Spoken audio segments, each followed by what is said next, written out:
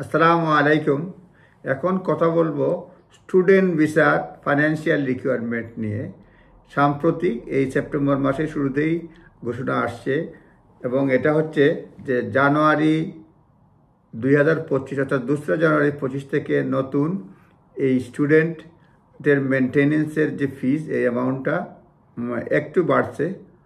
Normally student যারা 12 মাস বা তার বেশি লম্বা কোর্সে আসে তাদের 9 মাসের ম্যাক্সিমাম 9 মান্থসের একটা মেনটেনেন্স অ্যামাউন্ট দেখাতে হয় ব্যাংকে। তো এই মেনটেনেন্স অ্যামাউন্টটা মান্থলি যেটা ধরা হয় স্টুডেন্ট বর্তমানে যেটা আছে 1334, এটা বেড়ে 1483 হবে 2রা জানুয়ারি 2025। For students studying in London, the monthly sum is 1334, এটা বেড়ে হবে 1483। আর আউটসাইড লন্ডন সেটা মানে যেটা বললাম এই 9 মাসের জন্য, যেটা 12 মাসের কোর্স ইন লন্ডন, তাদেরকে দেখাতে হবে 13,347 পাউন্ড। আমি আবার বলছি, student studying in London monthly যেটা ছিল 1334, এটা 1483 হয়েছে। 9 মাস দেখাতে হবে, সেখানে 9 মাসের জন্য দেখাতে হবে যেটা সেটা হচ্ছে 13,347, এটা আগে ছিল 12,006 pound. Student studying outside London monthly যেটা হচ্ছে এই 1023 পাউন্ড, এটা বেড়ে হচ্ছে 1136 পাউন্ড। টোটাল দেখাতে হবে 10,224 pound for a course 12 month plus. এটা বেড়ে 9,207 পাউন্ড থেকে বেড়ে হয়েছে 10,224 পাউন্ড। আপনারা নিজ দায়িত্বে এটা দেখে নেবেন। জাস্ট বললাম যে 2রা জানুয়ারি 2025 সাল থেকে স্টুডেন্টদের মেনটেনেন্স অ্যামাউন্ট বৃদ্ধি পেয়েছে ইন লন্ডন এবং আউটসাইড লন্ডন।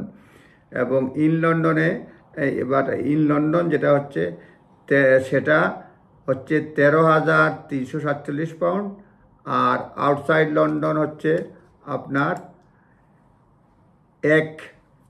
আউটসাইড লন্ডন যেটা হচ্ছে আপনার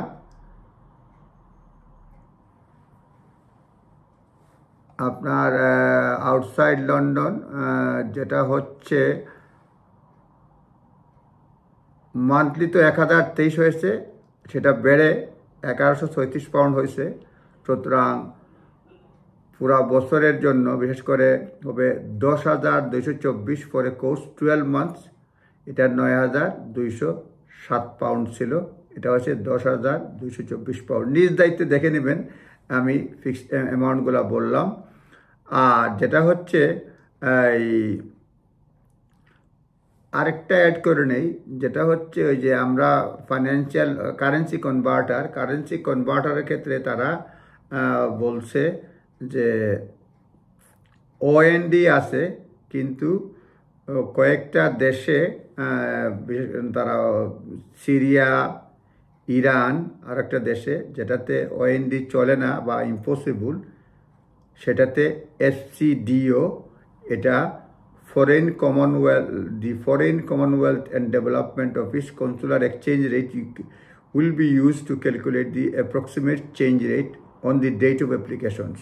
হ্যাঁ, সুতরাং এটা তারা বলে দিছে যে কয়েকটি দেশে, সবগুলি দেশে ONA না, 2-1টা দেশে এগুলো লিস্ট আছে, শুধুমাত্র আপনি না পারলে হবে না, সেটাতে FCDO এই এক্সচেঞ্জ রেটটাও ব্যবহার করা যাবে। আপনারা নিজ দায়িত্বে দেখে নেবেন। জাস্ট একটা গাইডেন্স আপনাদের স্মরণ করিয়ে দেওয়া যে 2রা জানুয়ারি 2025 সাল থেকে স্টুডেন্ট মেনটেনেন্স বৃদ্ধি পেয়েছে, এটা মনে রাখবেন। আর অ্যাপ্লাইয়ের সময় এটা সার্চ করে দেখে নেবেন। ভালো থাকবেন, ধন্যবাদ, আসসালামু আলাইকুম।